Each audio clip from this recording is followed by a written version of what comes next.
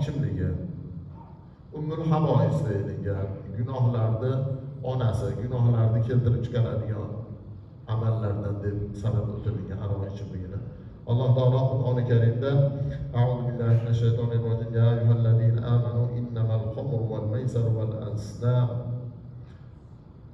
wal azlam rizqun min amalish shayton. Iymon keltirgan bandalar, albatta aroq ichimligi, qimor o'ynashlik, maysar deb nimani aytadi, haligi pol ochishliklar.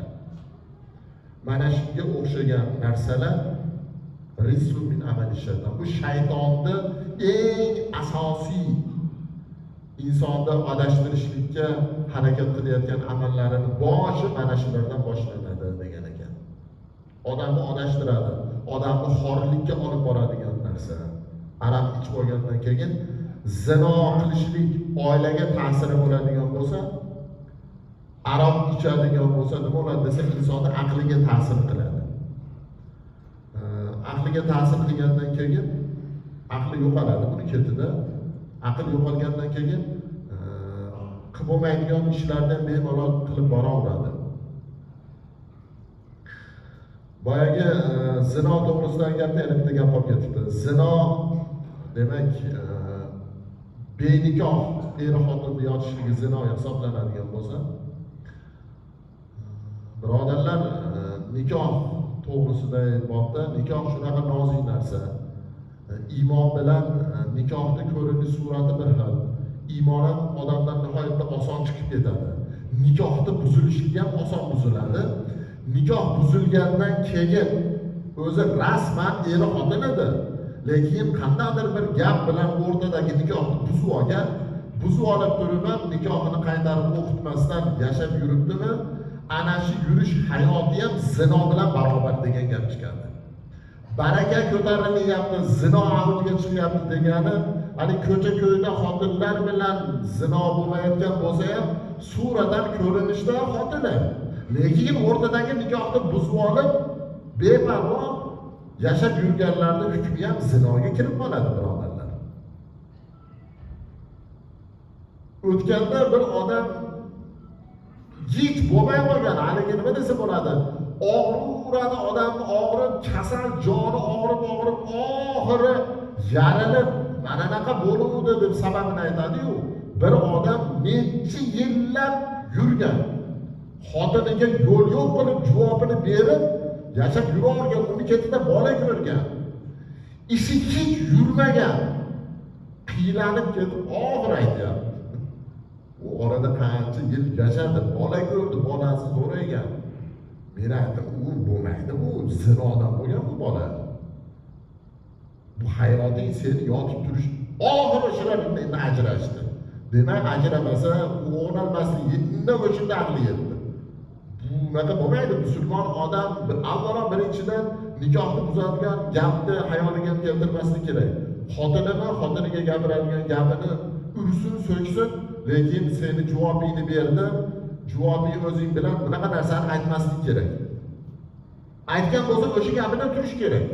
Aytishda aytib olib turib, yana xotin qilib olib yuraveradigan bo'lsa, nikohni yo'l-yo'riq bilan boshqatdan nikohni o'qitib olmasa, zino qilayotgan bo'ladi, gunoh shunaqa molidan, ishidan barakasi ko'tarilib, shu holatda yashab yuraveradi. Bunaqa holat ko'payib ketdi demoqchiman. Bolalaring zo'rayotgandan keyin nikoh o'qiyotgan domillalar ham bu narsani ko'proq aytsin. Taloq lafzi, o'rtada nikohni buzadigan javobingni berdim, javobing o'zing bilan. Bunga o'xshagan narsalarni umuman og'ziga olmaslik kerak, aytmaslik kerak, buni ilmini o'rganish kerak.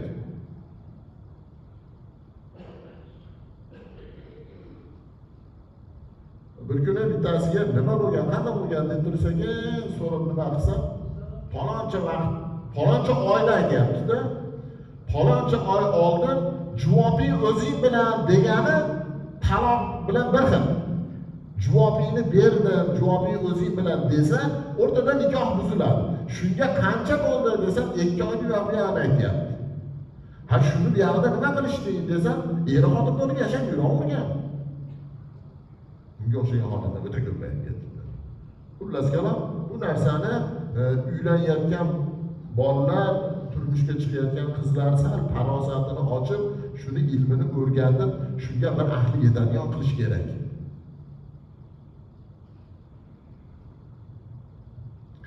Xo'p, ikkinchi holat aroq ichimligini zarari demak insonni aqliga ta'sir qiladi. Qimor o'ynashlik bu ham gunohi kabiralardan, insonda o'rtada adovat, dushmanchilikni paydo qilib beradigan holatlar.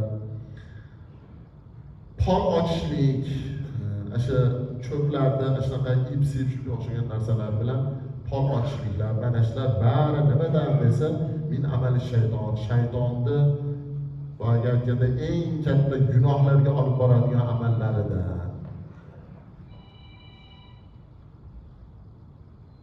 Aroq ichimligi Xudo saqlasin iymondan ajratadi degan gaplar bor, keladi hozir hadisda. Bu harom qilingan narsa bo'layotgandan keyin o'ylamang buni ketida rohat topishligingiz bo'lmaydi. Siqilib ketganidan ichadi deydi-yu. Siqilib ketgan odam ichib o'sha siqilgani yozilib qolmaydi, battar ahvolga tushadiki, yaxshilikqa olib bormaydi. Qimor ham xuddi shuni singari.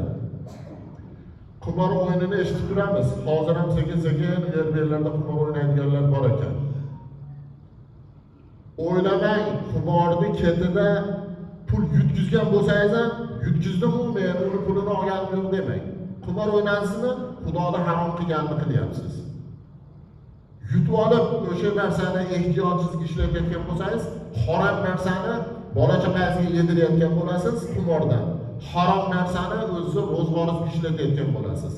Harom narsani ishlatib turib, u oilangizdan harom narsani yedirib, u bola chaqangizdan siz yaxshilik kutmang. Qimorni ketida daromad topib, pul topib, bola chaqa yedirib, uy-joy qilib yaxshilikqa erishaman demang. Buni oqibati hech tarix bu narsani isbotlab kelgan, biror obod bo'lmagan, buni ketida ham biror obod bo'lmaydi. Kechagi kunga bo'lgan holat shaharda bir yerga ovqatlangani kirdik.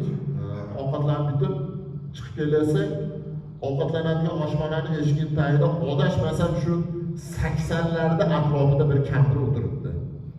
Stalovoyda eshigini tagida 80larga kirgan kampir o'tiribdi. Savatda bir 3-4 kilo uzum sog'agan. Uzum olinglar deyapti.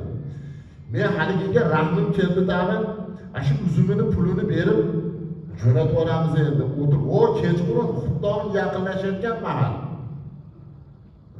Deb uzumini narxini so'rasam, u yerdagi o'sha biz bilan birga yurgan bola, "Domla bizga may qarab qo'ying" dedi.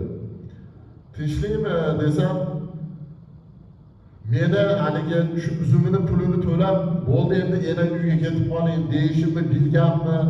Domla dedi, "Bu ayol dedi, juda ko'p bu yerda o'tiradi. Olma ham olib kelib sotadi, haligi meva-chevalarni pishish sezoniga borib, har narsadan 1-2 kilo olib kelib mashtaqa odati bor. Men ham bunga juda ko'p pul berdim" dedi. Bir kunimda bittasi meni chaqirib, "Bu xotin kimligini bilasanmi?" dedi. "Yo'q" desam dedi. "Baxshi bo'lgan bu xotin" dedi. Yoshligida u xotin polbinlik qilib, baxshilik qilib, odamlarni juda ko'p qorqishiga qo'ygan bu xotin dedi. Bu ko'rgiligi oz bunga deyapti. Pol oshtiraversa nima bo'ladi desa, polni ketida baxshiga borgani biror foyda qilmaganda pulini oladi. Pulini olib pol ochaversa, foyda qilmagandan keyin xor bo'lgin deb qolmaydi-da odam. Ashnaqa qorqishni ko'p olgan bu o'sha uchun 80ga kirgan xotin bilyapsiz, 80ga kirgan xotin ashaq odat bo'lgan bo'lsa. Buni hech kim qaramay qo'ydi. Bu bitta ibrat, birodarlar. Hayot mobaynida, masalan, hozirgi bugungi mavzu zino to'g'risida, aroq ichishlik, qimor o'ynashlik, polbinlik, mana shu to'g'risida mavzu bo'layotgan bo'lsa, shu gap endi butun bu Qirg'iziston bo'yicha jumada mana shu mavzu tanlangan, hamma masjidlarda shu gap gapirilayotgan bo'lsa, shu ish bilan shug'ullanadigan odam mana shu gaplarni eshitib turib ham tavba qildim, bo'ldi bu ishimni endi qaytarib qilmayman deb tavbasini qilib qolmasa, Xudo saqlasin, bir kun o'sha xorlik bor. O'sha Istalovoyni eshigini tagida o'tirish bor bu odamga ham. Men unaqa ahvolga tushmayman deyishlik bu umuman haqiqatga to'g'ri kelmaydi. Mana menman degan kuchi bor odamlar Xudo quvvatini olib qo'yaman desa, bir kunda olib qo'yapti. Meni shuncha moli dunyoyim bor, hamma narsani pul bilan yechib olaman degan odamni pulini, moli, davlatini kerak bo'lsa bir kunda olib qo'yadi. Harom ish bilan, gunoh ish bilan mashg'ul bo'lib yurilaveradigan bo'lsa, birodarlar, bu narsani oqibati voy bo'ladi. Bundan ehtiyot bo'laylik, ogoh bo'laylik. Bunaqangi harom narsalarni qilishni rejalashtirish emas, bu narsani hayolga keltirishdan inson o'zini ehtiyotini qilish kerak.